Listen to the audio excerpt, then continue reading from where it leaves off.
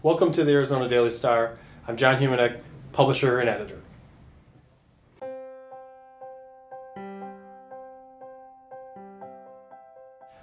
I tell people that I've been in the newspaper a long time, and I tell them I got my start in circulation. I started as a paper boy when I was 12 years old and delivering newspapers in Chicago.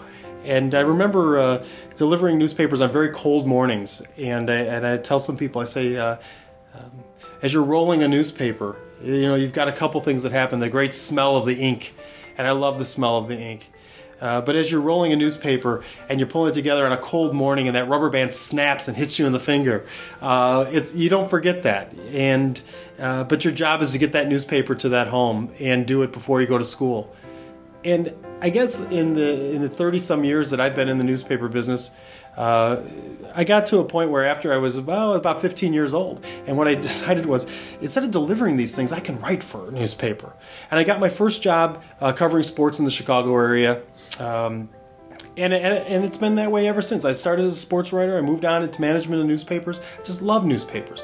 There's something about newspapers that readers will never understand because they're not part of the process of pulling together a newspaper. There's great theater in a newsroom. When breaking news happens, I tell people, nobody sits back, and especially the terrible news that we've had to report on in the last decade, nobody sits back and enjoys that.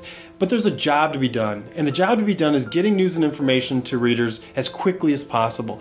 And I found that from my days as a newspaper boy. That was my job. And they say that you're only as successful as the person delivering the newspaper to your door. And I think that's true. Putting together a newspaper is quite a task when you think about all the different people involved in a newspaper. It's not just one person, and as publisher, my job is to make sure that we continue to stay focused on the goals that we have, which is to make the most important newspaper we can, and help people truly make the most of their lives. It's essential. It's essential that you do that. So back in the days when I think back on being a newspaper boy, I kind of understood that, and then to have grown up in this business and to see great change in the newspaper business in the last 30 years or 3 decades.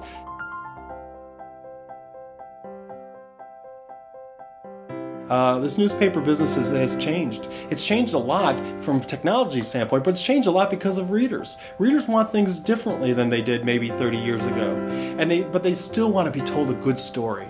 And that's the part that I love most about journalism and about the Arizona Daily Star. We tell great stories. We tell great stories every day, and we continue to work on the craft of making newspapers and making stories that help people and entertain them, or give them something that they can talk about at work or talk about at home. Did you see that story in the Arizona Daily Star?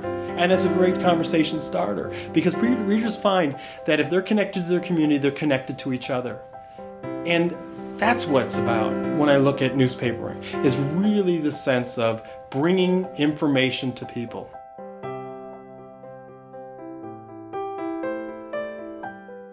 You may get mad at newspapers every once in a while. Readers get angry from time to time, and sometimes being the messenger can be a very difficult job.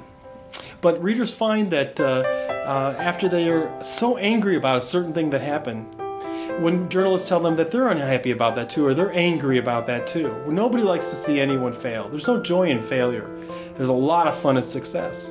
And if newspapers bring both to people, some people find that difficult news is difficult until you understand it, and until you can make an opinion about it. And that's the important thing, is being able to make an opinion, an informed opinion that not only can clarify in your mind how you believe about a topic, but also it can help readers understand in the community sense, the community of a family, or the community of a school, or the community much larger.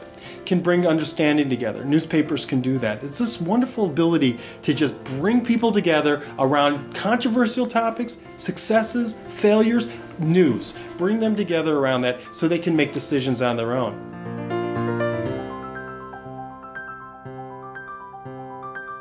People say sometimes that newspapers have bias.